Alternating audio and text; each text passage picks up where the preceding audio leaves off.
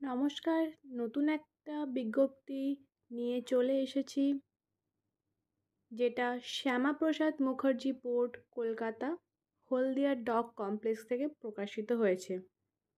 Female nurse নিয়োগ করা হবে কন্ট্রাকচুয়াল বেসিসে। তোমরা দেখতেই পাচ্ছ অ্যাডভার্টাইজমেন্ট নাম্বার 20/2025। তো চলো এলিজিবিলিটি ক্রাইটেরিয়া দেখে নিই। নিচেই দেখো দেওয়া আছে এলিজিবিলিটি ক্রাইটেরিয়া। এজ হচ্ছে 18 থেকে 39 বছরের মধ্যে হতে হবে। এসেনশিয়াল কোয়ালিফিকেশন কি থাকবে?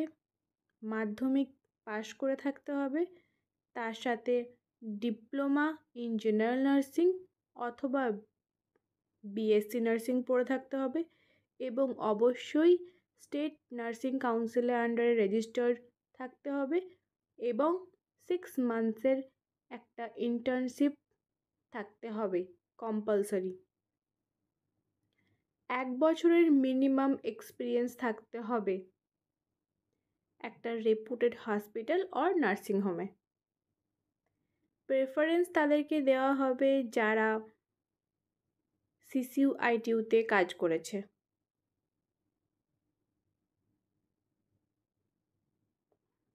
সিলেকশন প্রসিডিওরটা কি?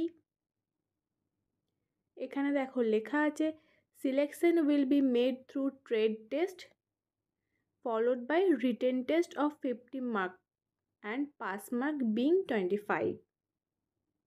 However, management reserve the right of change, modify the selection methodology. তাহলে সিলেকশন হবে কি বলেছে, একটা রিটেন টেস্ট এবং একটা প্র্যাকটিক্যাল টেস্টের মাধ্যমে। রিটেন টেস্টটা 50 মার্কসের হবে, যেটা পাস মার্ক হচ্ছে 25, কিন্তু ম্যানেজমেন্ট এটা তাদের মত অনুযায়ী চেঞ্জ করতে পারে। তো অ্যাপ্লিকেশন করার লাস্ট ডেট কবে? 12ই নভেম্বর। তো এটা হলদিয়া ডক কমপ্লেক্সে নিয়োগ হবে পিওরলি কন্ট্রাকচুয়াল বেসিসে। নিচেই দেখো দেওয়া আছে এই এঙ্গেজমেন্টটা কন্ট্রাকচুয়াল বেসিসে হবে 3 ইয়ার্সের জন্য। স্যালারি কত হবে এটার জন্য?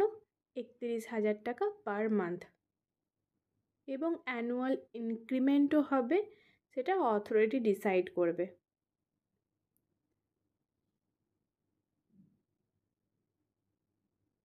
এবং তার সাথে প্রত্যেক মাসে 462 টাকা করে পাবে। কিসের জন্য? Account of uniform and washing allowance per month.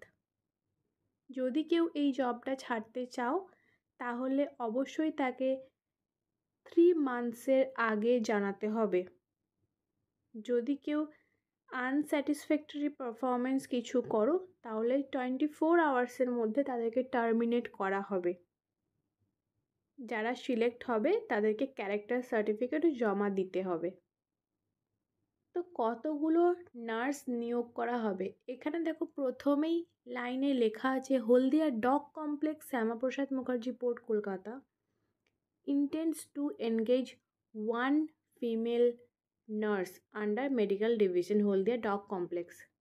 এছাড়াও দেখো 01-এর পাশে স্টার মার্ক দেওয়া আছে দুটো, এবং নিচে দেখো স্টার মার্ক দিয়ে একটা লাইন লেখা আছে ব্র্যাকেটের মধ্যে, the numbers of engagement are inactive only, the same may increase or decrease in future। তো নাম্বারটা বাড়তেও পারে অথবা সেমও থাকতে পারে। তোমরা যারা যারা চাইছো এটাতে অ্যাপ্লাই করবে তো অ্যাপ্লাই করে নাও। Thank you so much.